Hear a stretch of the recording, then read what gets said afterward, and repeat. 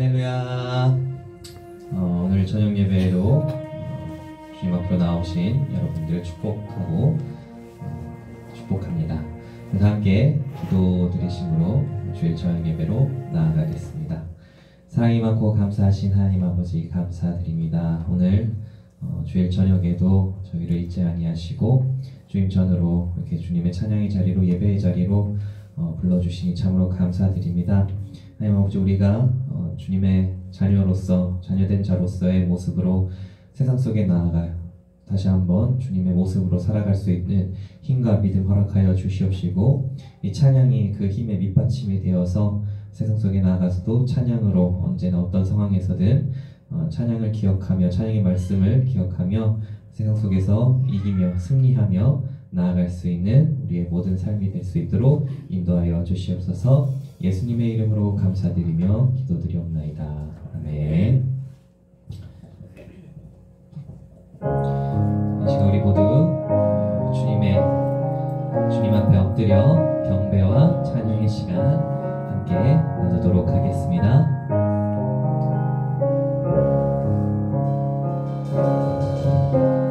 주 앞에 엎드려 경배합니다. 오직 주께 주 경배합니다. 다른 신 아니 오직 주께 주 앞에 엎드려 주 앞에 엎드려 경배합니다. 오직 주께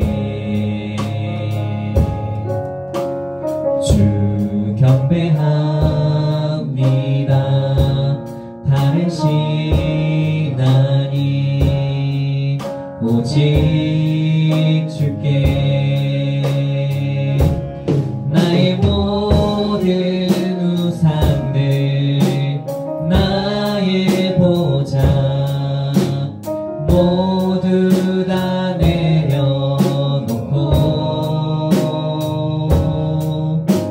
주 앞에 엎드려 경배합니다. 오직 주 앞에 엎드려 주 앞에 엎드려 경배합니다. 오직 주께 주 경배합니다. 다른 신 아니 오직 주께 나의 모든 우상들 나의 모든 우상들 나의 보자 모두 다 내려놓고 주 앞에 엎드려 경배합니다. 오직 주께. 아멘. 자, 함께 여호와의 산에 올라 주님을 높이 높이 찬양 올려드리도록 하겠습니다.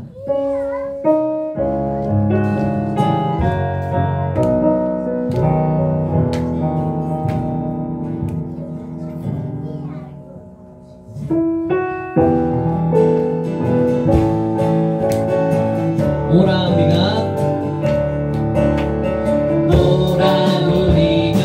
여호와의 산에 올라 하나님의 전에 이르자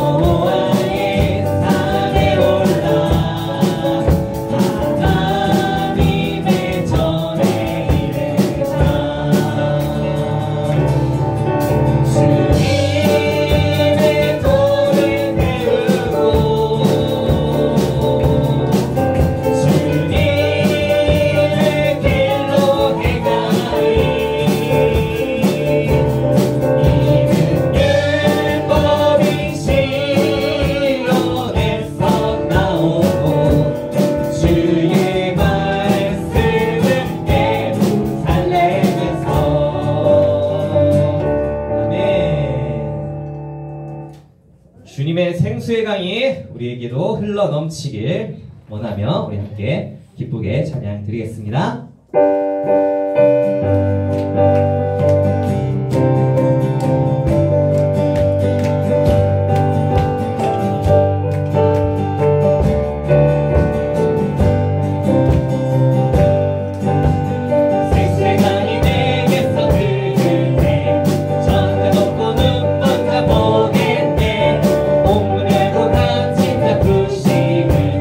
생수의 강이 내게 흘러 넘치는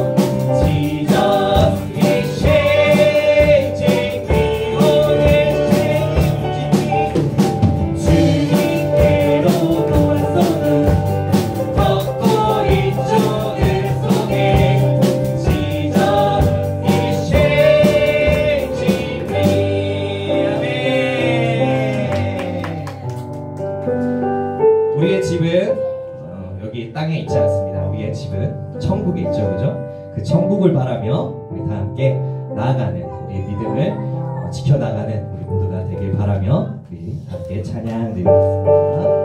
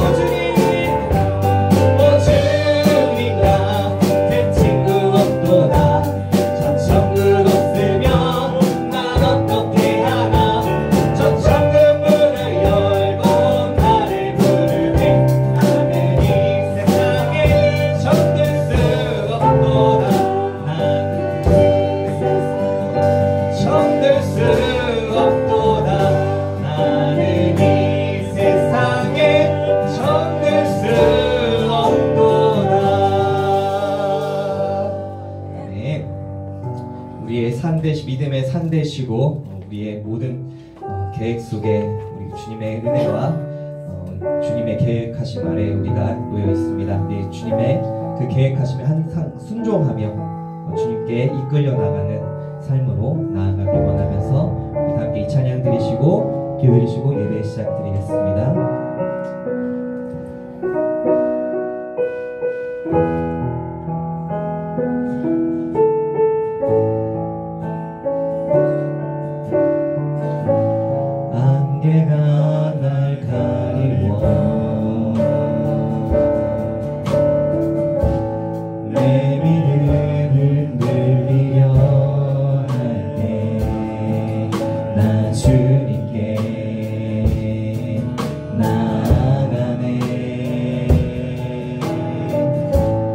주님은 산 같아서 여전히 그 자리에 계셔 눈을 들면 보이리라. 날 위한 그 안개가 날 가리워 안개가 날 가리워 내 믿음 흔들리려 할 때 나 주님께 나아가네. 주님은 산 같아서 주님은 산 같아서 여전히 그 자리에 계셔. 눈을 들면 보이리라. 날 위한 그 사랑. 주는 나의 도움이시며 주의 계획 영원하시네. 주의 위엄 앞에 믿음으로 순종해 예배드리니 주님께서 날 이끄시며 주가 항상 함께 하시네. 주의 사랑 안에 믿음으로 순종해 예배드리니 주는 나의 도움이시며 주의 계획 영원하시네. 주의 위엄 앞에 믿음으로 순종해 예배드리니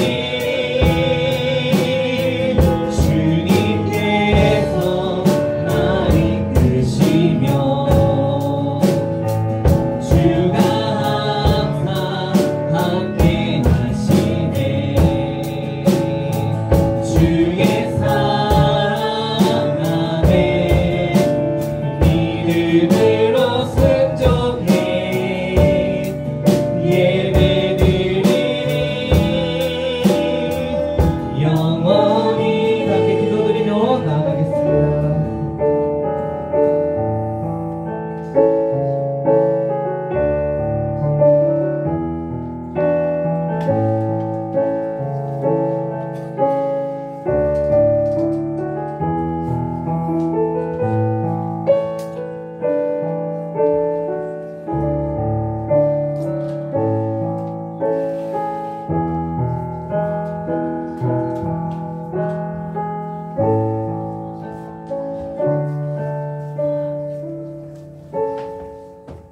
다 같이 사도신경 하심으로 신앙 고백하도록 하겠습니다. 전능하사 천지를 만드신 하나님 아버지를 내가 믿사오며 그 외아들 우리 주 예수 그리스도를 믿사오니 이는 성령으로 잉태하사 동정녀 마리아에서 나시고 본디오 빌라도에게 고난을 받으사 십자가에 못 박혀 죽으시고 장사한 지 사흘 만에 죽은 자 가운데서 다시 살아나시며 하늘에 오르사 전능하신 하나님 우편에 앉아 계시다가 저리로서 산자와 죽은 자를 심판하러 오시리라.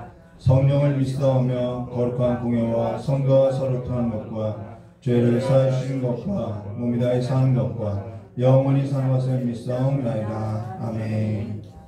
우리 다같이 찬송가 179장 부르신 후에 임순옥 권사님 기도해 주시겠습니다.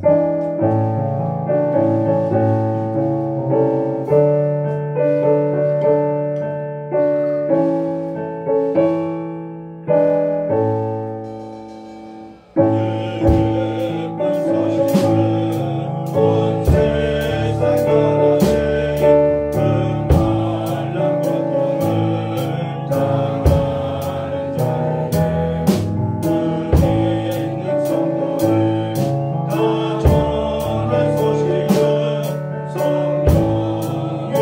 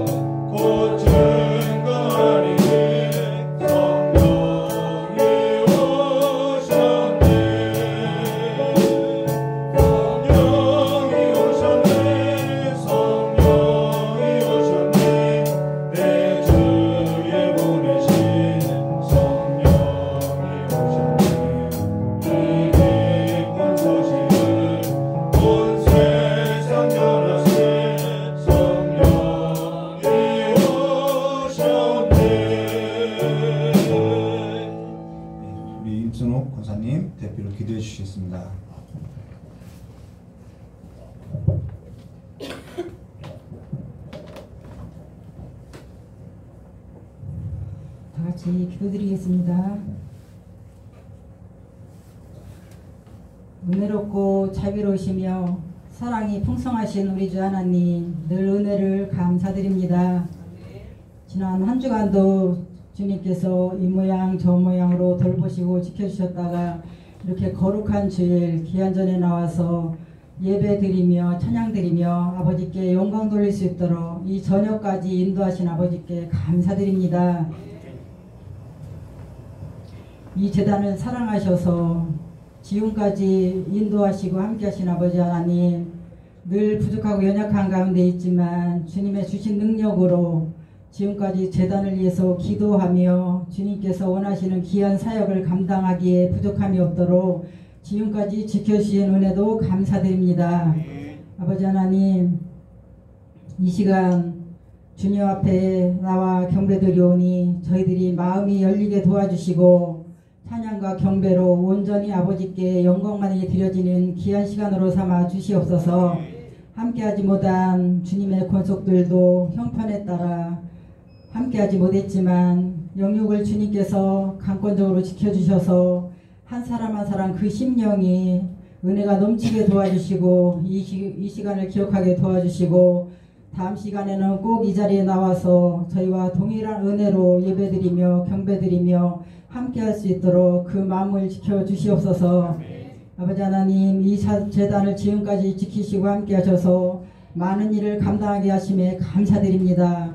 앞으로 계획된 일들도 우리 주님께서 하나하나 도와주셔서 아버지와 주님의 주신 능력으로 잘 감당하게 도와주시고 앞서 행하시는 우리 귀한 목사님을 통하여서 선교도 하게 하심을 감사드립니다.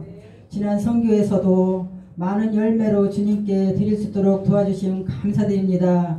앞으로 계획된 아버지 귀한 선교 사역도 주님께서 도와주셔서 부족함이 없게 도와주시고 앞서 행해 주셔서 우리 목사님 피곤치 않게 영육 강건하게 지켜주시고 아버지여 하나하나 잘 감당하여서 아버지께는 오직 영광만이 나타날 수 있도록 도와주시옵소서. 이 시간 말씀을 전하실 우리 서영기 목사님 주님께서 지금까지 지키시고 사랑해 주심에 감사드립니다. 영육도 강건하게 지켜주시고 주님의 사역을 감당하기에 조금도 부족함이 없도록 우리 주님께서 귀한 능력으로 함께하여 주시옵소서. 이 시간 귀한 말씀을 선포하실 때도 그 말씀의 능력이 7배나 더하게 도와주시고 저희들의 마음에 온전히 심겨져서 저희들은 세상의 삶 속에서 아버지 하나님 승리의 삶을 살 수 있도록 도와주시옵소서.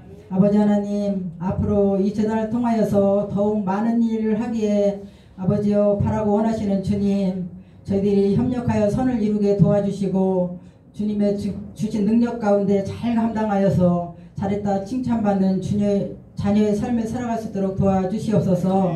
이 재단을 드나드는 발길이 복되게 하시며 항상 범사에 감사가 넘치게 도와주시고 강건하게 도와주시고 항상 그 발길이 복되어서 세상에서 주님을 널리 전파할 수 있는 그런 능력을 감당할 수 있도록 우리 주님께서 도와주시옵소서. 처음 시간입니다. 마치는 시간까지도 우리 주님이 함께 하실 걸 믿고 감사드리오며 예수님 이름으로 기도했습니다. 아멘.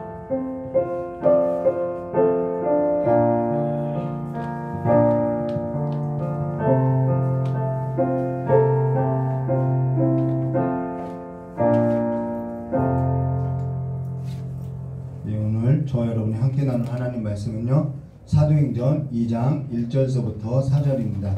사도행전 2장 1절서부터 4절까지의 말씀을 제가 봉독하도록 하겠습니다. 그리고 13절까지 나누도록 하겠습니다. 13절까지 볼 것인데요, 1절부터 4절까지만 봉독하도록 하겠습니다. 제가 봉독하겠습니다. 오순날 날이 이미 이름에 저희가 다 같이 한 곳에 모였더니 호련히 하늘로부터 급하고 강한 바람 같은 소리가 있어 저희 앉은 온 집에 가득하며 불의 혀같이 갈라지는 것이 저희에게 보여 각 사람 위에 임하여 있더니 저희가 다 성령의 충만함을 받고 성령이 말하게 하심을 따라 다른 방언으로 말하기 시작하니라. 아멘. 우리 함께 잠깐 기도하도록 하겠습니다. 참으로 고맙고 감사하신 하나님 아버지, 오늘 이 예배 가운데 성령 하나님께서 임재해 주시었고 각 사람 위에 성령의 충만함을 허락하사 오늘 우리의 모든 삶이 모든 육체에 하나님께서 하나님의 영을 부었던 그 삶의 역사가 우리의 삶 가운데도 아버지 동일한 역사로 일어나게 하여 주시길 간절히 원하오며 기억하신 예수님의 이름으로 기도드리옵나이다. 오늘은 사도행전 2장 1절부터 13절 말씀을 가지고요. 오순절 날이 이미 이르매라는 제목으로 우리 함께 나누도록 하겠습니다. 어떤 분이 이런 질문을 해요.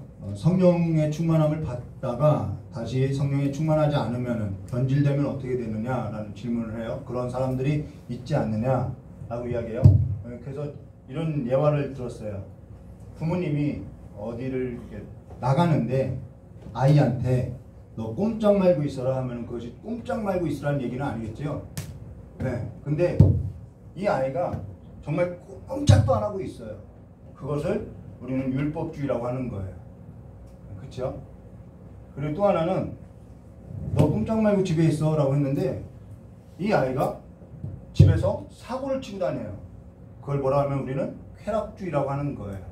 근데 성령에 충만하다라는 것은 무엇을 말하면은 아버지가 올 때인데 그걸 깨어 있어서 아버지의 뜻을 이 삶에 있어서 행하고 사는 것, 그것이 들을 기가 있는 것이죠. 너 꼼짝 말고 있어, 이거는 들을 기가 없다라는 거예요. 그리고 그런데 아버지가 올 건데 깨어있지 못하면은, 아버지가 올 거라는 인식이 없다면은 쾌락에 빠지게 되어 있다는 것이죠. 저와 여러분이 성령이 충만한다는 것은 무엇이냐면은, 하나님이 나와 함께하고 있지, 이 인식 가운데 살아가는 것이 충만함이라는 것입니다. 주님 오실 때까지 우리가 그 충만함 가운데 살아간다는 것이죠. 그럼 오늘 저와 여러분이 고대하고 고대했던 이 오순절날이 이름에라고 했는데, 사실 오순절날이 고대했던 것이 아니라 이 사도행전 1장이 너무 길어서 마치는데 시간이 오래 걸렸어요. 그래서 오늘은 사도행전 2장 1절과 13절의 말씀을 가지고 함께 나누도록 하겠습니다. 1절 말씀 보도록 하겠습니다. 오순절날이 이미 이름에 저희가 다 같이 한 곳에 모였더니 라고, 오순절날이 이미 이름에 라고 하고 있어요. 그러면은 오순절날이 어떤 절기냐는 거예요. 오순절 절기가 그리고 어디서부터 시작된 절기냐는 것이죠. 오순절 절기는요, 이 오순절 절기는요 6월절부터 시작된 절기라는 거예요. 6월절. 그리고 이건 봄에, 여기서 끝나고 이건 이제 봄에 관한 절기고요. 나팔절부터 대속제일, 그 다음 하나 까먹었어요. 그거는 이제 가을 절기라는 것입니다. 그래서 오순절은 6월절 절기부터 시작돼서 오순절로서 맞춰진다는 것입니다. 전에 사도행전을 함께 나눌 때 저희 교회에 다니던 성도님은 아니었어요. 근데 저에게 이 사도행전을 전하는데 이 오순절에 관해서 이야기할 때 그 성도님이 뭐라 했냐면은, 아니 이스라엘 절기에 있어서도 설교하나요? 라고 이야기하는 거예요. 성령의 충만함만, 이 본문을 가지고 성령의 충만함만 설교하면 되지 않나요? 라고 이야기하는 거예요. 그러면서 자기는 10년 넘게 교회를 다녔어도 절기에 있어서 한 번도 들어본 적이 없다라고 했던 적이 있어요. 그리고 또 어떤 성도님은 사순절, 오순절, 6월절, 77절 이렇게 이스라엘 절기가 날짜 순으로 이해하고 있는 성도들도 있더라는 거예요. 지금은, 그리고 또 어떤 성도는 지금은 성령 시대다, 그래서 이러한 이스라엘 절기는 알지 않아도 괜찮다라고 하는 경우도 있더라는 것입니다. 그러나 저와 여러분이 이스라엘 절기에 있어서 알아야 하는 것은 내가 지식을 쌓는 데 있는 것이 아니라 하나님을 알아가기 위함이라는 것입니다. 하나님께서 우리의 삶 가운데 어떠한 일을 계획하셨고 이 절기 속에 감추어진 하나님의 진리의 말씀이 뭔지 알기 위함이라는 것이죠. 그래서 어떠한 것도 하나도 버릴 것이 없다라는 것이죠. 그럼 오순절 절기는 어디서부터 시작했냐? 6월절이라는 것입니다. 그럼 6월절 절기는 저와 여러분이 너무나도 잘 알고 있다라는 거예요. 이스라엘 백성들이 애굽에서 나올 때 여호와 하나님께서 애굽에 10가지 재앙을 내릴 때 10번째 재앙이 뭐냐면 죽음의 재앙, 첫 것의 죽음이라는 것입니다. 그 첫 것이라는 것은 기력의 시작이라고 해서 그 첫 것이라는 것은 모든 것을 대표한다라는 거예요. 그러면은 사실 그 죽음의 재앙은 애굽의 모든 것을 다 죽였다라는 의미라는 것이지요. 그래서 애굽에 죽음이 내렸다라는 것입니다. 그런데 애굽에 내렸던 그 죽음의 재앙이 6월절 어린 양의 피를 볼 때 죽음의 재앙에 있어서 넘어갔다라는 거예요. 그것이 6월절이라는 것이죠. 그러고 나서 이들이 누룩 없는 빵과 쓴나물을 가지고 어린 양의 고기를 들고 출애굽, 애굽에서 나왔다라는 것이죠. 그러면서 출애굽기 12장 15절과 16절 말씀 보시면 이렇게 나오죠. 너희는 7일 동안 무교병을 먹을지니 그 첫날에 누룩을 너희 집에 제하라. 무릇 첫날부터 7일까지 유교병을 먹는 자는 이스라엘에서 끊쳐지리라. 너희에게 첫날에도 성회요 제7일에도 성회가 되리니 이 두 날에는 아무 일도 하지 말고 각인의 식문만 너희가 갖출 것이니라 라고 말씀하고 있어요. 그러고 나서 출애굽기 12장 17절 바로 이어서요. 너희는 무교절을 지키라. 이날은 내가 너희 군대를 애굽에서 인도하여 내었음이라 라고 나오죠. 그러므로 너희가 영원한 규례를 삼아 이날을 대대로 지킬지니라 라고 6월절 다음이 바로 다음 날이 무교절이라는 거예요. 그리고 이 무교절은 15일부터 21일까지 일주일 7일 동안 지킨다라는 거예요. 자, 그리고 그러면은 6월절은 며칠이냐면은 14일이 되겠지요. 네, 14일 이렇게 된다는 것입니다. 그래서 무교절은 한 주 동안 지키게 되어 있다는 거예요. 6월절이 3월, 봄이니까 3월 14일이고요. 무교절은 3월 10일부터 21일까지 한 주 동안 지낸다는 거예요. 그럼 초실절이 언제냐? 이 오순절 전날이 칠칠절이고요. 칠칠절하고 오순절은 달라요. 네. 이 칠칠절을 세는 것이 초실절인데 초실절은 언제냐? 우리가 이걸 혹시 아는 분이 있나요? 그래요. 초실절.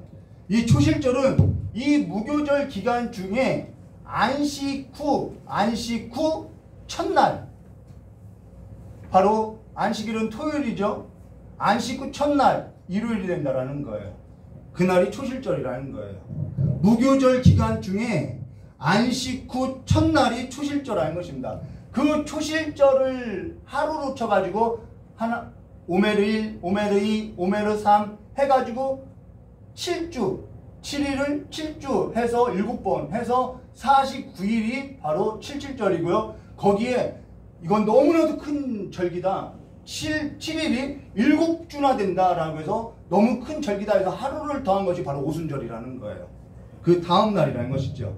그래서 레위기 23장 5절과 6절 말씀을 보시면 정월 14일 저녁에 여호와의 유월절이요 이달 15일은 여호와의 무교절이니 7일 동안 너희는 무교병을 먹을 것이요 라고 하고 있다는 거예요. 그러고 나서 레위기 23장 9절과 11절에 여호와께서 모세에게 일러 가라사대 이스라엘 자손에게 고하여 이르라 너희는 내가 너희에게 주는 땅에 들어가서 너희 곡물을 거둘 때 위선 너희의 곡물의 첫 이삭 한 단을 제사장에게로 가져갈 것이요 제사장은 너희를 위하여 그 단을 여호와 앞에 연락되도록 흔들어 요제로 드리는 거예요. 안식일 이튿날, 자 안식 후 첫날, 안식이 이튿날, 이날 초실절이에요. 안식이 이튿날에 흔들 것이며 라고 이 안식일 이튿날에 이 첫 보리, 첫 단을 베어가지고요 곱게 찧어가지고요 하나님 앞에 이렇게 드린다라는 거예요. 그러면서 카운트를 셈을 한다라는 것이죠. 이 안식일 첫날부터 안식일 이튿날부터 초실절이고요. 오메르 1, 오메르 2, 오메르 3 세면서 77일을 세고 그날이 바로 칠칠절이고요. 여기에 하루도 한 날이 오순절이라는 것입니다. 그럼 이들이 왜 이렇게 숫자를 세느냐? 그건요. 이때는 동풍하고 서풍이 막 교차로 불어오는데 이것이 조금만 틀려지면요.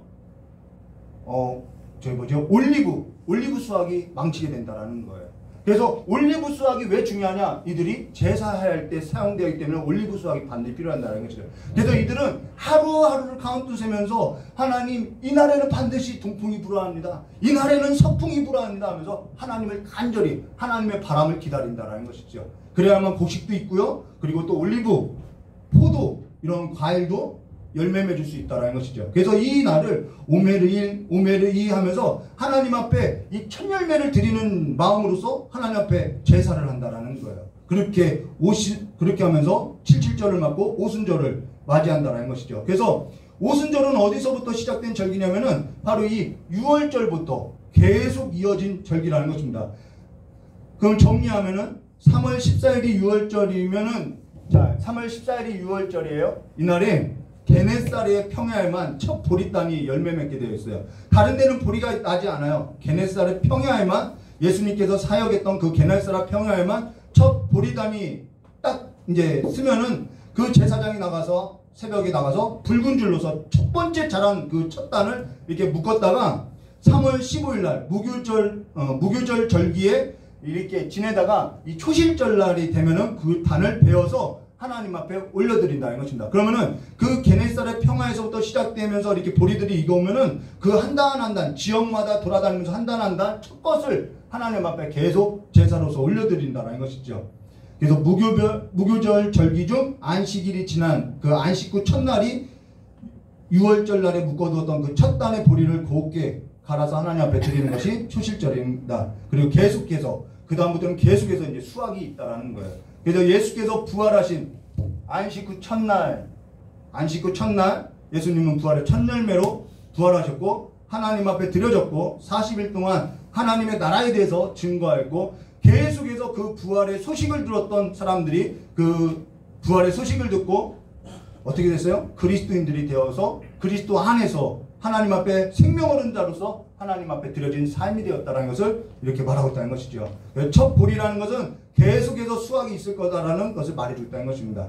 그리고 77절이 지나고 오순절, 그리고 이들은 오순절 날에 이들은 무엇을 했냐면은 시내산에서 하나님의 율법을 수여했던 것처럼 이 오순절 날에 하나님의 말씀을 낭독한다라는 거예요. 그러고요. 예수님께서는 우리가 이제 예수님의 사역을 좀 볼까요? 예수님은 이 3월 14일 목요일이에요. 목요일 날 6월절 식사를 하고요. 목요일 날 6월절 식사를 하고 금요일 날 15일 날 금요일 날 새벽에 잡히셔서 제3시면은 9시예요. 6을 더하면 돼요. 9시에 십자가에 못 박혀서 제9시 오후 3시까지 6시까지 못 박혀 있다가 저녁이 되면서 묻혔다라는 것입니다. 그래서 토요일 날 안식일 동안에 무덤에 장사되었다가 안식일이 지난 안식 후 첫날에 새벽에 그 여자들이 이 부활하신 예수님을 만나게 되었음을 말해줬죠. 그래서 목요일 날 예수님은 6월절 식사로 마치고 금요일 날 잡혀서 십자가에 못 박히고 토요일 날 장사 지냈다가 부활절 안식 후 첫날 이렇게. 그래서 이 절기 가운데는 예수님의 그 사역, 하나님께서 행하신 일이 말해주고 있다는 것입니다. 근데 세례 요한이 예수님을 보고 뭐라 했냐면 요한복음 1장 29절에 이튿날, 그래서 이튿날 이런 내용이 그냥 쓰여진 것이 아니죠. 요한이 예수께서 자기에게 나오심을 보고 가르되 보라 세상 죄를 지고 가는 하나님의 어린 양이다 라고 6월절에 어린 양이다 라고 하면서 그 예수님은 세상 죄를 지고 가는 하나님의 어린 양이었음을 말해주고 그로 말미암아 죽음의 모든 재앙이 여러분 우리가 죽음 가운데 있었다라는 거예요. 그 죽음의 재앙이 다 넘어갔다라는 것입니다. 그로 말미암아 모든 죄가 다 사해졌다라는 거예요. 죽음이 넘어갔다라는 것은 죽음이 해결됐다라는 것은 우리가 죄로부터 해방됐다라는 것이죠. 그로 인해서 이스라엘 사람들은 6월절 날에 이 6월절이 날이 되면은 여호와께서 구원자 곧 그리스도를 보내서 이스라엘 사람을 구원할 것이라는 그 소망을 갖고 노마로부터 해방시켜 줄 거라고 기대했다라는 거예요. 그러니까 이들은 6월절 전에 예수님께서 예루살렘으로 올라가면서 나는 죽으러 간다, 나는 다시 일어날 것이다 라는 말을 들을 때 이들은 예수님께서 죽을 각오로서 로마로부터 우리를 해방시킬 것이구나 라는 소망을 갖고 이들은 호산나 호산나 불렀다라는 것이죠. 그러나 예수님께서는 죄와 사망으로부터 우리를 해방시켰다라는 것입니다. 생명 없는 자에게 그래서 생명을 줬다라는 거예요. 그러면 오늘 저와 여러분이 무엇을 봐냐면은 도대체 생명이라는 것이 뭐냐? 성경에서 말하는 생명이라는 것이 뭐냐? 우리를 죄와 사망으로부터 해결했다는 것이 뭐냐? 우리가 이것을 봐야 한다는 것이죠. 2절 말씀 보도하겠습니다. 호련히 하늘로부터 급하고 강한 바람 같은 소리가 있어 왜 성령을 보내줬냐는 거예요. 그렇죠? 왜 성령을 보내줬냐는 거죠. 자, 호련히 하늘로부터 급하고 강한 바람 같은 소리가 있어 저희가 앉은 온 집에 가득하여 불에 혀같이 갈라지는 것이 저희에게 보여 각 사람 위에 임하여 있더니 각 사람이에요. 그냥 뭉뚱그려서 땜빵식으로 주는 거 아니에요. 저희가 다 성령의 충만함을 받고 성령이 말하게 하심을 따라 다른 방언으로 말하기를 시작하니라 라고 말씀하셨어요. 오래전 일이에요. 대략 제 나이가 한 4살 때쯤의 일인데 그때 저희 어머니가 위암에 걸려서 사경을 해말 때다라는 것입니다. 그래서 모든 사람이 의사도 포기하고 그냥 그렇게 사경을 해말 때가 제가 이제 4살 때였는데 그때 저희 장모님은 한 4번 정도 설교 들은 것 같아요. 시골교회 담임 목사께서 전도사님과 함께 저희 집에 신방에 와서 하는 말이 예수 믿으면 사는데 이 말을 하고 갔어요. 그때 뭐 저희들이 예수 믿었던 집도 아니었기 때문에 그냥 그분들이 와서 그냥 예수 믿으면 사는데 그 말만 하고 갔어요.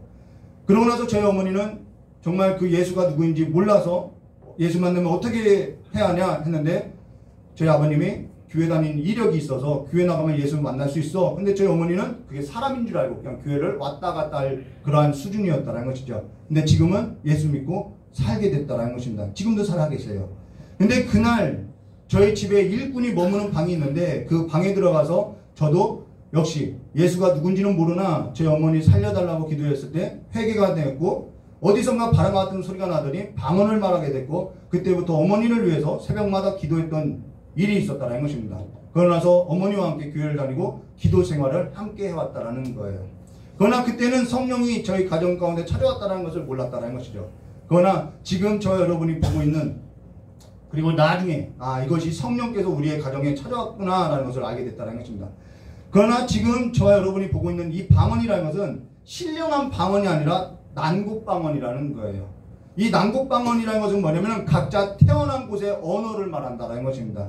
가령 여기서 제가 한국어로 설교하면은 외국 사람들이 각자 자기 언어로 통변으로서 알아듣는 이 방언이라는 거예요. 근데 여기 각 사람 위에 임하여 라고 말씀하는데요. 여기 모인 모든 사람이 각 사람 위에 임하여 라고 말씀하셨어요. 하나님께서는요 모든 사람을 다 사랑해요. 그러나 각 사람 위에 임한다라는 거예요. 그러면서 하나님께서 사랑하실 때는요 모든 사람을 사랑하신다고 하지만은 하나님께서 정말 사랑하실 때는요 나 한 사람만을 위한 사랑처럼 다가온다라는 거예요. 유일한 한 사람을 사랑하는 것처럼 다가온다라는 거예요. 내 삶 가운데 다른 사람 없고 나만 그렇게 사랑하는 사람처럼 하나님께는 다가온다라는 거예요. 이 사람도 사랑하고 저 사람도 사랑하고 다 사랑하는 그런 사랑으로 다가온 것이 아니라 난 너만 사랑해 라는 그 마음으로서 우리에게 다가온다라는 것입니다. 각 사람에게 임한다라는 거예요. 유일한 사랑이라는 거예요. 그로 인해서 그 하나님의 사랑을 받게 되면요 많고 많은 사람 중에 어째서 나 같은 사람을 사랑할까? 하나님의 그 사랑이 메어서요 하나님의 그 사랑이 있어서요 깊이 빠져들게 되어 있다라는 거예요. 전부를 사랑해 이거면은 그냥 나도 그냥 그 전부 중에 하나구나 라고 생각했지만은 하나님께서 우리의 사랑 가운데 찾아오는 거는요 각 사람 각 개인마다 찾아온다라는 거예요. 그러면서 하나님의 사랑은요 하나님의 사랑에 있어서요 그 매력에 빠지게 되면요 내 삶을 전부를 걸게 된다라는 거예요. 그래서 하나님만을 사랑할 수밖에 없다라는 거예요. 근데 어떤 사람은 이와 같이 말해요. 어떻게 하나님만을 사랑하냐 고집스럽게 그렇게 말하는 사람이 있어요. 근데 하나님의 사랑에 있어서 각 사람 위에 임했다라는 그 사랑에 있어서 깊이 깨닫게 되면요 받아보면요 하나님만을 사랑한다는 의미에 있어서 비웃을 수 없다라는 거예요. 우리가 앞서 보았처럼 내가 다시 올게 라고 했는데 전 춘향이 얘기 간혹 잘해요. 이도령이죠. 이도령이 나 다시 올게 라고 했는데 그 춘향이가 그 한 사람만 바라보는 거예요. 그게 사랑이라는 것이죠. 그래서 그 사람의 이야기밖에는 들리지 않는다라는 것입니다. 사랑하는 자의 이야기밖에는 들리지 않는다라는 거예요. 그래서 들을 게 없다? 그런 말이 통하지 않는다라는 거예요. 사랑하게 되면요, 사랑하는 사람이 말하는 소리가 말하는 소리에 있어서 들을 기가 생기게 되어 있다라는 것입니다. 아무리 정신없어도요, 내가 사랑하는 것에 있어서는요, 들을 기가 있다라는 거예요. 사람도 하물며 그런데, 그래서 너희는 그의 음성을 들을지어다 라고 했던 것처럼 우리는 그분이 사랑을 덮고 그분을 사랑하게 되면요, 우리는 그분의 음성에 있어서 그분이 하는 말이 어떠한 의미인지를 우리는 듣게 되어 있다라는 거예요. 그래서 고린도전서에도 그런 말씀 있죠. 성령이 우리에게 임하면은 하나님의 통달한다라는 그 말씀이 있죠. 성령이 사람의 마음에 있는 것을 사람이 아는 것처럼 하나님의 마음에 있는 것을 성령께서 우리에게 들려준다라는 거예요. 그래서 들을 기가 없을 수 없다라는 거예요. 70년 담배 먹었던 어떤 할머니가요. 70년 담배 먹었던 할머니가요. 담배를 끊지 못해요. 근데 사랑하는 사람이 곁에 앉더니 냄새 난다고 했더니 그날로 그냥 끊어버렸던 거예요. 사랑하면요, 사랑하는 이의 음성이 내게 들리기 때문에, 들을 기가 생기기 때문에 그 사랑하는 삶으로서 나가게 되어 있다는 것입니다. 그러면 오순절날이 이름에 각 사람 위에 성령이 오신 것은 무엇을 의미하냐? 생명이 있다는 것은 무엇을 말하느냐? 지금 방금 언급한 이야기라는 거예요. 하나님과 우리가 단절돼서 하나님의 음성, 하나님의 뜻을 알지 못하고 우리가 그냥 고지 그대로 살았던 그 모든 삶에 있어서 버리고 그분의 뜻을 내가 들을 기가 있어서 그분의 음성을 듣고 행한다라는 거예요.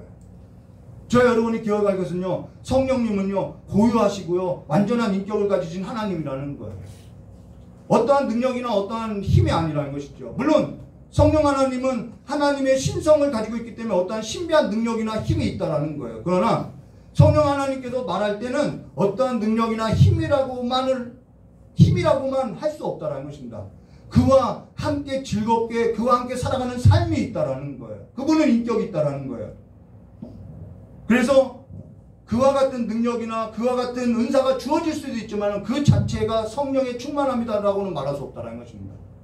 그러면서 오늘 저와 여러분이 이 오순절 성령이 임한 이 오순절 사건이 무엇을 의미하는지, 그리고 죽음과 죄로부터 우리에게 생명을 준 것이 무엇인지, 어떠한 의미인지 우리가 성경 전체에 있어서 봐야 한다는 거예요. 그러면 먼저 우리는 성령이 어떠한 분인지 우리는 봐야겠죠. 그 성령님이 오셨는데요, 성령님은요 창세기 1장 1절과 2절에 대초에 하나님이 천지를 창조하시니라 땅이 혼돈하고 공허하며 흑암이 깊음 위에 있고 하나님의 신은 수면 위에 운행하시니라 라고 했던 건 그분은 창조주 하나님이라는 거예요. 전능자라는 거예요. 그런 모든 만물을 창조하시고 나서 첫사람을 창조할 때 그 첫사람을 창조하는 가운데 함께 했다라는 것입니다. 사람을 창조하셨다라는 거예요. 창세기 1장 26절과 28절 하나님이 가라사대 우리의 형상을 따라 우리의 모양대로 우리가 사람을 만들고 그로 바다의 고기와 공중의 새와 육축과 온 땅과 땅에 기는 모든 것을 다스리게 하자 하시고 하나님이 자기 형상 곧 하나님의 형상대로 사람을 창조하시되 남자와 여자를 창조하시고 이 안상홍이가 하나님의 형상대로 창조한 것이 남자와 여자를 창조한 걸까요? 하나님의 형상이라는 것은 남자 하나님 여자 하나님 있다고 하면서 그렇게 주장하고 있어요. 이건 그런 말이 아니죠. 남자와 여자를 창조하시고 하나님이 그들에게 복을 주시며 그들에게 이르시되 생육하고 번성하여 땅에 충만하라 땅을 정복하라 바다의 고기와 공중의 새와 땅에 움직이는 모든 생물을 다스리라 하시라라고 하나님의 형상대로 지었다는 것입니다. 어떻게 하나님의 형상대로 지으셨느냐? 창세기 2장 7절 여호와 하나님이 흙으로 사람을 지으시고 생기를 그 코에다 불어넣으시니 사람이 생명이 된지라 라고 사람을 흙으로 지으시고요 그 코에다 후하고 숨을 내셔서 생기를 불어넣어줬다는 것입니다. 하나님은 이 생기를 불어넣어줬던 하나님이 코에다 후 하면서 숨을 내셨던 군대가 성경에 두 군데가 나와 있죠. 나중에 볼 거예요. 근데 저와 여러분이 알고 있는 것처럼 첫사람이 하나님께서 먹지 말라고 하는 선악을 알게 하는 나무 열매를 먹고 하나님께 죄를 범하고 모든 사람이 첫사람 안에서 모든 사람이 죽게 됐다라는 거예요. 사망이 왔다라는 거예요. 사망이 왔다는 것은 생명이 끊어졌다는 거죠. 하나님께서 말씀하신 그대로 사망이 왔다는 것은 생명이 끊어졌다는 거예요. 근데 우리는 살아있잖아요. 그것을 말하는 것이 아니겠죠. 이 생명은 하나님과의 관계를 말하는 것이죠. 그 관계가 깨어졌다는 것입니다. 그러면서 모든 사람은요 하나님을 알지 못해요. 모든 사람은 첫사람 안에서 무슨 몸을 입고 있냐면 죄의 몸을 입고 있는 거예요. 죄의 몸. 이 죄의 몸은 죽음이 다스리고 있다는 것입니다. 죄의 몸을 입고 살아가고 있다는 거예요. 그래서 그 죄의 몸을 입기 때문에 우리는 죽음 가운데 던져질 수밖에 없다는 것이죠. 그래서 첫사람 안에서 모든 사람이 죄의 몸을 입고 그렇게 첫사람 안에서 태어난 자가 누구냐면 가인인데 그 가인이 아벨을 죽이는 사건이 일어나요. 그리고 나서 그 가인이 아벨을 죽이고 나서 창세기 4장 16절과 17절 말씀 보시면은 여호와 앞을 떠나요. 볼까요? 생명 없는 삶이 어떠한 삶인지 볼까요? 여호와를 떠나는 삶이 생명 없는 삶이죠. 가인이 여호와 앞을 떠나 나가 에덴 동편 놋 땅에 거하더니 아내와 동침하니 그가 잉태하여 에녹을 낳은지라. 가인이 성을 쌓고 그 아들의 이름으로 성을 이름하여 에녹이라 하였더라. 하나님을 떠나서 자기 성을 쌓았다라는 거예요. 자기 아들의 이름으로서 자기 성을 쌓았다는 거예요. 모든 사람이요 하나님을 떠나면요 자기 자신을 지키고자 자기 성을 쌓게 되어 있다라는 거예요. 자기 자신을 보호하고자 방어기제, 심리학적으로도 방어기제가 발동하게 되어 있다라는 거예요. 그러고 나서 라멕이라는 사람이 이제 가인의 후손이죠. 라멕이 두 아내, 결혼관도 깨져요. 두 아내를 얻었는데 하나는 아다요, 하나는 실라를 취하여서 아다는 육축을 치는 조상 아바를 낳고 수금과 퉁수를 잡는 모든 조상 유바를 낳고요.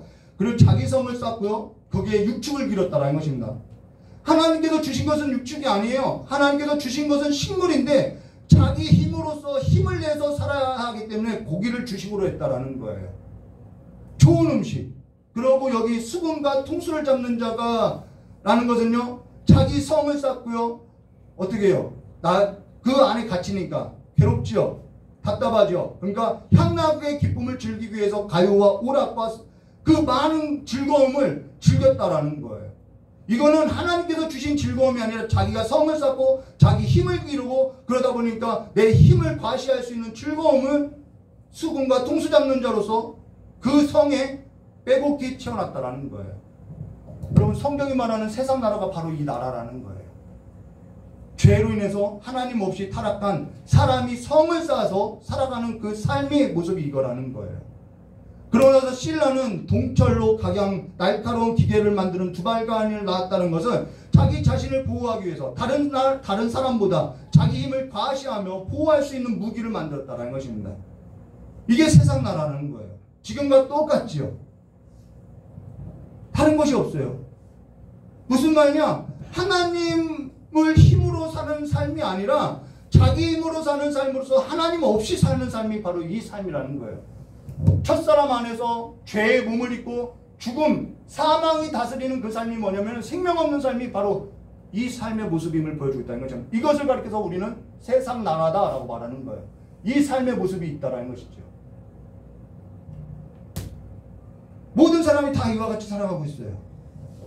그러나서 라멕이요 아내들에게 이르되 아다여 실라여 내 소리를 들으라. 라멕이 아내들여 내 말 들으라. 내 창상으로 인하여 내가 사람을 죽였고 나의 상함을 인하여 소년을 죽였다라고 자기의 그 작은 상처가 어린아이를 죽이는 노래로서 들려주고 있다라는 거예요. 오늘날 세상에서 내 작은 상처 그것이 폭력을 낳는 일들이 많이 일어나고 있다는 것이죠. 하나님을 떠나서 죄의 몸을 입고 죽음이 다스리는 삶이 이와 같다라는 거예요. 지금 저와 여러분이 살아가는 삶도 이와 크게 다르지 않고 있다는 것이죠. 그러고 나서 첫사람의 족보가 5장에서 나오고 나서 6장에 넘어가면요 더 가관 아니에요. 창세기 6장 1절과 3절 말씀 사람이 땅에 번성하기 시작할 때 그들에게서 딸들이 나니 하나님의 아들들이 사람들의 딸들의 아름다움을 보고 자기들의 좋아하는 모든 자로 아내로 삼는지라. 라멕은 두 아내를 삼았는데 이제는 자기 눈에 복이 좋으면 다 자기 소유로 만들고 있어요. 여호와께서 가라사대 나의 신이 영원히 사람과 함께하지 아니니 이는 그들이 뭐가 됐대요? 육체가 됨이라 라고 이야기했어요. 하나님의 영이 없는 삶을 말하는 거예요. 첫사람 안에서 죄의 몸을 입고 죽음이 다스리는 그 삶을 살았더니 세상 나라 가운데서 뭐가 된 거예요? 육체가 됨이라 라는 거예요. 하나님의 영이 없는 삶이라는 것이죠. 그래서 하는 모든 일이 하나님과 전혀 상관없는 삶으로서 하나님께서 들려주는 그 삶에 있어서 살지 못하더라는 거예요. 육체가 뭐냐? 몸을 말하는 것이 아니라 하나님을 떠나서 하나님의 영이 없이 생명에서 끊어져서 하나님을 대적하는 삶으로서 살아가는 그 모든 삶이 다 육체가 됨이라 라고 표현하고 있다는 것입니다. 여기 하나님의 아들들이 사람들의 딸들의 아름다움 보고 자기들이 좋아하는 모든 자로 아내로 삼은 자. 자기 눈에 복이 좋으면 모든 걸 다 자기 소유화한다라는 거예요. 집이든 차이든 옷이든 다 자기 소유화로 하는 거예요. 탐심이 가득한 삶임을 보여주고 있죠. 그리고 나서 그 탐심을 채울 뭘 만드는 거예요? 신을 만든다라는 것입니다. 이게 우상이라는 것이죠. 그래서 그 신이라는 것은 우리 안에 있는 투영되어 있는 우리 안에 있는 육체를 투영한 것이 신이라는 거예요. 그리고 자기 안에 갇혀서 자기 힘을 가지고 여러 가지 즐길 것을 즐기면서 그 즐거움 가운데 자기를 보호하면서 자기 무기로 자기 눈에 만족하는 것을 채워가며 이것이 내 소유인 것처럼 영원한 것처럼 내 육체를 위해서 산다는 것입니다. 그리고 자기에게 상처가 되는 일이 있으면은 포복하려고 하고 불편한 마음을 가지고 이게 다 육체라는 거예요. 그리고 다른 사람이 자신처럼 그러면서 다른 사람도 자신처럼 육체를 갖고 살기를 원한다는 거예요. 자녀들도 나처럼 살기를 원하고 부모들도 내가 원하는 대로 좀 살아주기를 바라고 다 이러한 삶이라는 거예요. 그러고 나서 창세기 6장 4절 당시에 땅에는 네피림이 있었고 그 후에는 하나님의 아들들이 사람들의 딸을 취하여 자식을 낳으니 그들은 용사라 고대 유명한 사람이더라 라고. 이 육체가 된 사람들의 특징이 뭐냐면은 여자는 용사들에게 잘 보이려고 꾸미고 남자는 용사가 되려고 그래서 여자를 많이 취하려고 하고 있더라는 거예요. 그래서 용사나 유명한 사람이다 라고 말하는 것입니다. 이게 세속적인 삶의 모습임을 말해주었다는 것이죠. 지금 모든 사람이 용사가 되고자 하고요. 모든 사람이 유명한 사람이 되고자 하고 있고요. 다 그렇게 그 세상의 그 삶을 따라가고 있다는 것입니다. 이와 같은 삶을 뭐라 하냐? 하나님께 범죄한 첫사람 안에서 죄의 몸을 입고 죽음이 다스리는 육체가 됩니다. 그것을 가리켜서 사망이라고 한다는 것입니다. 그러고 나서 그들이 무엇 했느냐? 창세기 11장 1절과 9절 말씀 가면 이렇게 말씀하죠. 온 땅에 구음이 하나요 언어가 하나였더라. 이에 그들이 동방으로 옮겨 신할 평지를 만나 거기 거하고 서로 말하되 자 벽돌을 만들고 견고하게 굽자 하고 이에 벽돌을 돌로 대신하고 역청으로 진흙을 대신하고 또 말하되 자 성과 대를 쌓았고 꼭대기의 하늘. 늘 사람은 고지론적이에요. 늘 높은 데 올라가려고 하죠. 꼭대기를 하늘에 닿게 하자. 하나님과 같이 살게 하자. 우리가 왕처럼 살도록 하자. 우리 이름을 내고 온 지면에 흩어짐을 면하자 하더니 여호와께서 인생들이 쌓는 성과 대를 보시려고 강림하셨더라 라는 것입니다. 육체가 된 모든 사람이 첫사람 안에서 죄의 몸을 입고 사망에 다스리는 죽음 아래 하나님의 뜻에 있어서는 거역하는 삶이 됐다라는 거예요. 그게 육체라는 거예요. 이제는 우리의 삶에 있어서 무엇이 육체인지 무엇이 사망인지 분별되실 거예요. 그러면 이 반대로 살면 되는 것이죠. 그런데 이 반대로 사는 삶이 우리의 힘으로 되냐는 것이죠. 요한복음 3장 1절과 15절에 예수님께서 니고데모하고 대화하던 중에 이런 대화를 했어요. 요한복음 3장 6절과 7절 육으로 난 것은 육이요 성령으로 난 것은 영이니 내가 내게 거듭나야 하겠다 하는 말을 기이 여기지 말라라고 니고데모에게 거듭나야 할 것을 말했다라는 것입니다. 니고데모는 성경도 알아요. 성경 말씀을 가르치는 선생이요. 선생이면서도 몰라요. 성경 말씀을 지키는 자예요. 하나님을 예배하는 자예요. 나면서부터 집안 대대로 하나님을 믿는 집안이에요. 그런데 거듭나지 못했다라는 거예요.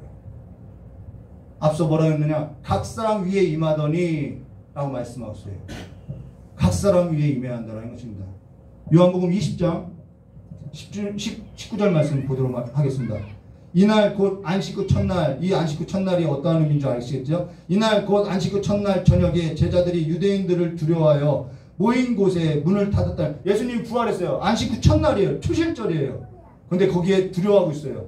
부활의 소식을 듣고도. 그래서 이날 곧 안식 후 첫날 저녁에 제자들이 유대인들을 두려워하여 모인 곳에 문을 닫았더니 예수께서 오사 서서 가라사대 너에게 평강이 있을지어다. 이 평강은 뭐냐면 끊어졌던 관계를 회복하라라는 것을 말해줬다는 거죠. 너에게 평강이 있을지어다. 그러고 나서 요한복음 20장 21절과 22절 예수께서 또 가라사대 너에게 평강이 있을지어다. 아버지께서 나를 보내신 것 같이 나도 너희를 보내노라. 이 말씀을 하시고 저희를 향해서 뭐를 해요? 창세기 때 첫사람을 만드셨던 것처럼 숨을 내쉬며 가라사대 성령을 받으라 라고 말씀하셨다는 것입니다. 예수께서 저희를 향하여 숨을 내쉬며 성령을 받으라 했다라는 거예요. 성령 받은 삶이라는 것은요, 비교하면요 이와 같아요. 우리가 다음에 베드로 설교를 통해서 좀 더 상세하게 볼 거예요. 성령 받은 삶이라는 것은요, 하나님을 떠나서 자기 성에 갇혀서 자기 힘을 의지하며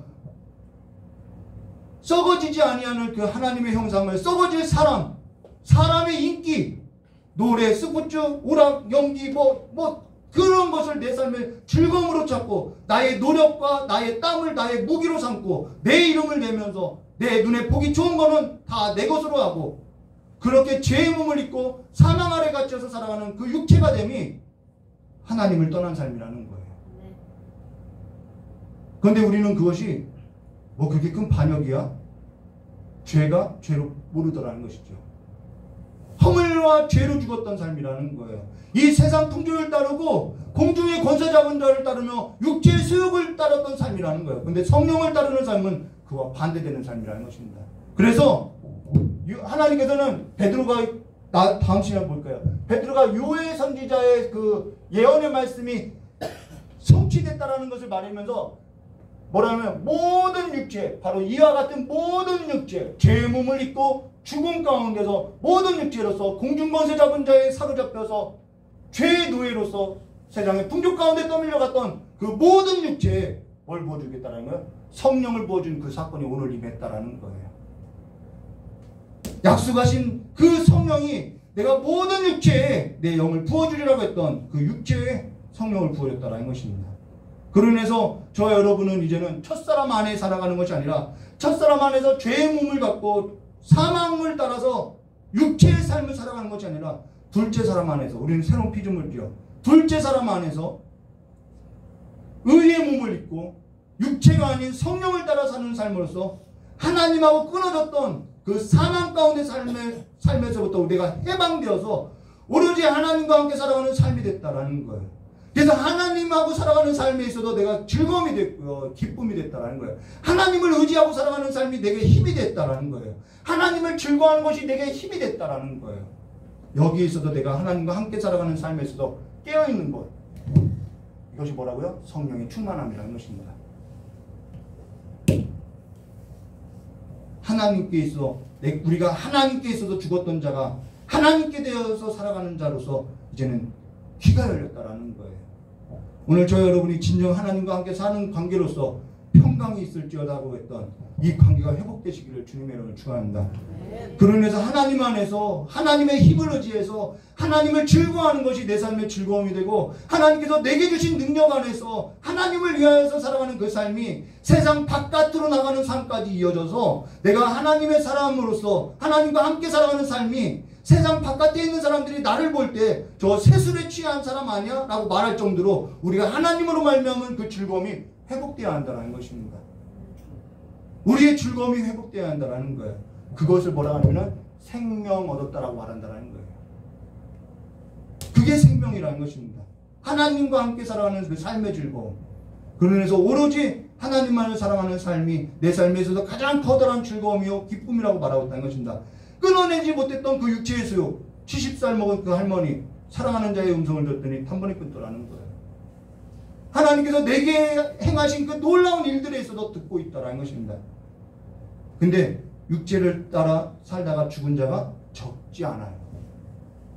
오직 성령을 따라서 성령의 충만한 삶 가운데 성령의 충만한 사람으로서, 성도로서 다시 일어나시기를 주님의 이름을 축원합니다. 아멘. 같이 기도하도록 하겠습니다. 참으로 고맙고 감사하신 하나님 아버지, 하나님께서 은혜로 주신 것들에 있어서 우리에게 알게 하시고자 우리에게 성령을 보내주시고 하나님의 뜻이 무엇인지 우리에게 듣게 하셨사오니, 이제는 우리의 영혼이 하나님과 날마다 함께하는 삶으로서 하나님과 날마다 즐거워하는 삶으로서 살아갈 수 있도록 주여 역사해 주시옵고, 우리의 육체의 수욕을 따라서 살아가는 것이 아니라 육체의 수욕을 거스르는 그 성령을 따라서 살아가는 삶으로서 주와 함께 즐거워하는 그 삶의 풍성함이, 하나님의 나라의 그 풍성함이 우리 귀한 성도들의 삶 가운데, 교회 가운데 가득 넘쳐날 수 있도록 주여 역사해 주시옵고, 오늘 우리의 삶의 모든 변화가 다시 한번 성령의 충만함으로부터 시작될 수 있도록 주여 역사해 주시길 간절히 원하오며 기하신 예수님의 이름으로 기도드리옵나이다. 뒤에 불만 꺼주시고요. 우리 찬송 부르도록 하겠습니다. 성령 하나님 임하소서.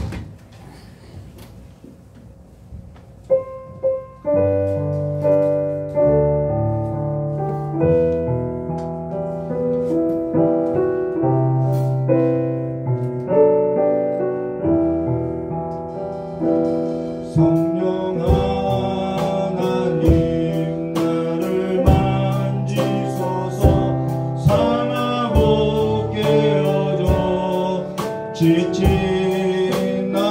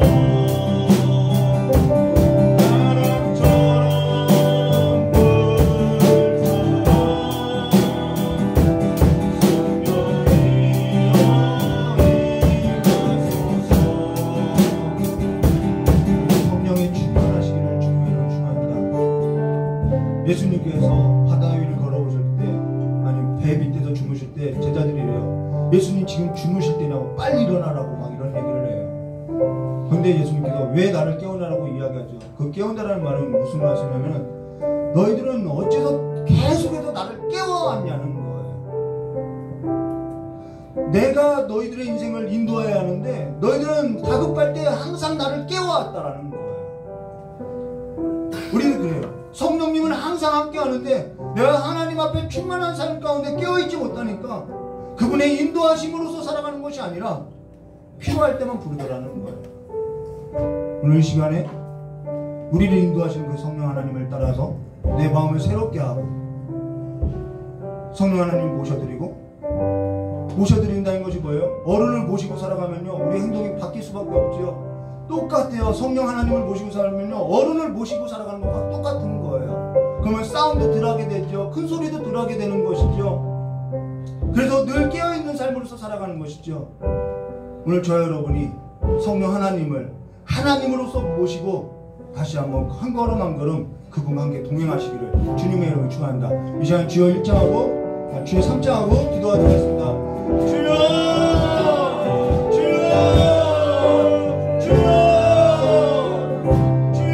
하나님 아버지, 이 시간에 우리의 마음을 새롭게 기경하여 주시옵고 새롭게 엎어주셔서 주의 나라로서 항상 땅이 아니라 하나님께서 운행하시는 땅으로서 하나님께서 인도하시는 땅으로서 우리를 새롭게 변화시켜 주시길 간절히 원합니다. 우리가 하나님보다 앞섰고 어느 순간에는 하나님을 기억하지 못하고 우리의 삶이 너무나도 하나님보다 앞서가서 하나님을 기억지 못하는 삶으로서 우리가 나갔사오니 아버지 이 시간에 성령 하나님 다시 우리의 삶 가운데 찾아오셔서 우리의 삶을 주관하여 주시고 우리의 삶을 인도하여 주셔서 다시 한번 하나님 나라 안에 계실 가운데 우리의 삶 가운데 풍성하게 하여 주시길 간절히 원합니다. 모든 육체 가운데 내가 내 영을 부어준다고 하셨고 남종과 여종과 어린아이들과 노년에 이르기까지 내가 성령을 부어준다고 했던 그 약속이 오늘 이 시간 가운데 임하셨사오니 아버지 우리의 삶 가운데에도 우리의 육체 가운데도 성령 하나님께서 오셔서 우리의 삶을 죄악 가운데 육체 가운데 사망 가운데 생명 없는 삶으로서 끌려가는 삶으로서 살아가는 것이 아니라 하나님의 부활의 천년매가 되어서 하나님의 부활의 그 천년매 안에서 하나님의 그 부활의 천년매의 삶에 참여하는 삶이 되므로 주여 역사해 주시옵소서. 우리가 살아났습니다. 주님과 함께 살아났습니다. 사망이 우리를 아버지 없어지 못합니다. 우리가 사망을 이겼습니다. 죽음을 이겼습니다. 이 세상의 권세를 이겼습니다. 아버지 우리가 하나님의 천국의 권세로서 하나님 앞에서 생명을 얻은 자로서 살아갈 수 있도록 주여 역사해 주셨고 이 교회가 다시 한번 하나님의 성령으로서 하나님께로 숨쉬어 주시는 그 생기로서 살아가게 해주셔서 마르시와 같이 아버지 우리의 삶이 여호와의 군대로서 주저앉아 있고 아버지 마르시와 같이 황폐한 삶이 아니라 하나님의 성부가 하나님의 생기가 우리의 삶 가운데 이 교회 가운데 충만하여서 여호와의 군대로서 일어나서 저 세상 나라만 전체에서도 나아가서 두려워하지 않고 싸워질 수 있도록 주여 역사해 주시길 간절히 원합니다. 어느 순간 보았더니 하나님께서 주신 성령의 검을 우리 앞에 가서 세상 나가서도 싸우지 않고 있사오니 주여 우리는 눈썰어 주시옵고 다시 한번 꽂아도 없는 그 성령의 검을 빼들고 세상에 나가서 세상을 이겨나가는 삶으로서 살아갈 수 있도록 주여 역사해 주시길 간절히 원합니다.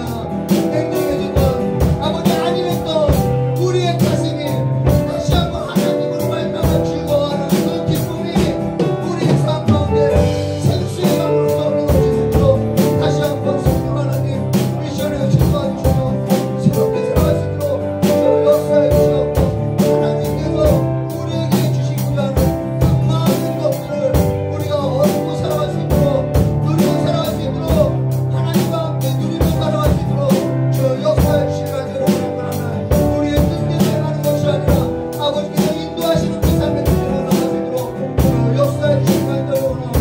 여호와의 이름으로 축복하며 기도드리옵나이다. 참으로 고맙고 감사하신 하나님 아버지, 이제는 우리의 모든 삶이 성령 하나님께서 인도하시는 삶을 걸음으로써 나아갈 수 있도록 주여 역사해 주시었고, 이제는 하나님께서 우리에게 주신 그 성령의 검을 아버지 칼자루에 꽂아서 세상 나가서 자랑하는 것이 아니라 그 칼을 빼어들고 세상의 권세와 아버지 죄악의 권세를 이겨나가는 삶이 될 수 있도록 우리 귀한 성도들의 모든 삶 위에 아버지 성령으로서 기름 부어주시고 구별하여 주시고, 세상 나가서 이제는 하나님을 믿는 하나님과 함께하는 백성으로서 일어날 때마다 아버지 세상이 두려워하고 떨 수 있도록 하나님의 위엄이 우리 귀한 성도들의 삶 가운데 가득 넘칠 수 있도록 주여 역사해 주실 간절히 원하곤 합니다. 이 교회 가운데도 하나님의 성령이 충만하게 해주셔서 마른 뼈와 같은 그러한 삶이 아니라 여호와의 군대로서 일어나서 아버지 하나님의 영광과 하나님의 나라 가운데 아버지 부활의 생명을 가진 자들로서, 하나님의 새로운 피조물로서 아버지 하나님의 나라의 권세를 가진 자들로서 하나님의 나라에 참여한 삶이 될 수 있도록 주여 역사해 주시길 간절히 원하곤 합니다. 세상에 빼앗기는 것이 아니라, 세상에 속아 넘어가는 삶이 아니라 아버지 이제는 우리가 하나님의 그 인도하심을 따라서 살아가는 삶이 될 수 있도록 주여 역사해 주시었고, 우리 귀한 목사님 날마다 선교하는 그 선교의 현장 가운데 성령 하나님께서 앞서 행하여 주시었고, 하나님의 그 권능과 권세가 아버지 그 사역 위에 항상 기름 부어서 아버지 넘치는 삶으로서 아버지 하나님의 그 즐거움에 아버지 참여된 삶이 가득 넘칠 수 있도록 주여 역사해 주셨고, 오늘 한 주도 또한 하나님의 그 삶을 갖고 하나님의 말씀을 들은 삶으로서 세상 나가서 일터에서 가정 가운데서 살아가야 할 우리 귀한 성도들의 모든 자리마다 하나님께서 동행하여 주셨고, 하루하루 샘을 것처럼 주님과 함께 그 부활의 생명을 가진 삶으로서 아버지 이제 거둬들일 수 있는 추수의 기쁨을 맛볼 수 있는 삶으로서 풍족하게 하여 주시길 간절히 원하오며 귀하신 예수님의 이름으로 기도드리옵나이다. 우리 찬송 172장 부르고 축도로서 주일 저녁 예배 마치도록 하겠습니다.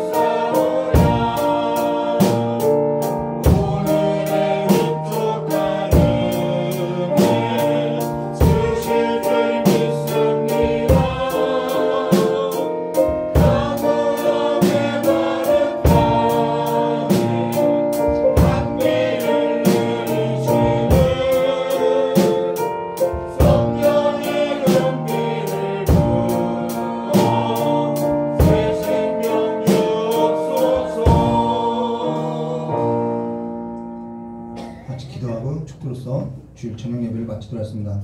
좋으신 하나님 아버지, 성령 받고 예수님을 인격적으로 만나보니까 세상의 모든 그 육체가 다 끊어지고 예수와 함께 장사되고 그리스도와 함께 하나님에 대해서 살아가는 그 삶의 즐거움을 알게 됐사오니 하나님께서 우리에게 주신 그 은혜를 지금 그리스도 예수 안에서 마음껏 누릴 수 있도록 성령 하나님께서 우리의 마음의 눈을 열어주시고 귀를 열어주셔서 날마다 주와 함께 살아가는 그 삶의 즐거움이, 더불어 먹고 마시고 살아가는 그 삶의 즐거움이 무엇인지 깨달아 알아갈 수 있도록 주 우리 모든 삶에 복을 내려주시길 간절히 원하오며 기어하신 예수님의 이름으로 기도드리옵나이다. 이제는 우리 주 예수 그리스도의 사랑과 하나님 아버지의 넓고 풍성하신 은혜와 성령 하나님의 내주감화 감동 교통하심의 역사가 오늘 하나님의 말씀을 듣고 성령의 충만함을 갈망하고자 하는 우리 귀한 성도들의 모든 머리 위에와 또한 이 자리에 함께하지 못한 우리 귀한 성도들의 모든 자리 위에와 또한 앞으로 복음을 들고 나갈 선교지 위에도 영원히 함께 있을지어다.